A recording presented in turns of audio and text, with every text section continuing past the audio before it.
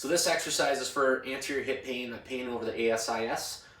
Very commonly with the situation that you described, it comes on from rapid hip extension with a stiff hip. So you're putting a lot of shear or strain force through the anterior fibers, which then becomes aggravated with recurrent running or repeat activity that involves hip extension. So what you want to do is you want to position yourself in a split squat, something to hang on to because you don't want to challenge your balance. You really want to just challenge the musculature involved in the ligaments and the tendons. You want to get into a split squat position. You want to be somewhat extended at your hip. You want to be relatively comfortable for the initial positioning of the hip. You don't want a ton of pain.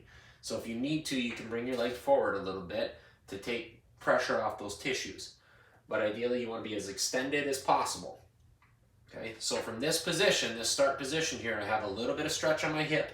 I don't have a ton of pain over my pain location.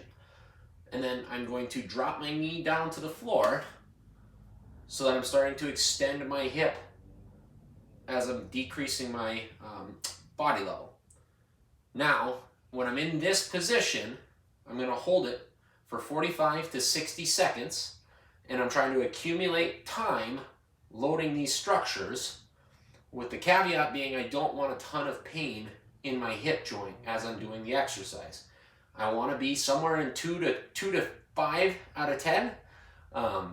Here's 0 out of 10. I'm not really super symptomatic. As I drop down, I'm maybe a 2. If I drop down a little bit lower, I get to a 5. Whatever you can tolerate in terms of pain intensity without making you feel, oh my gosh, this is so worse. You hold the position for 45 to 60 seconds, get some tensile load through those structures. That's going to allow those tissues to remodel a little bit.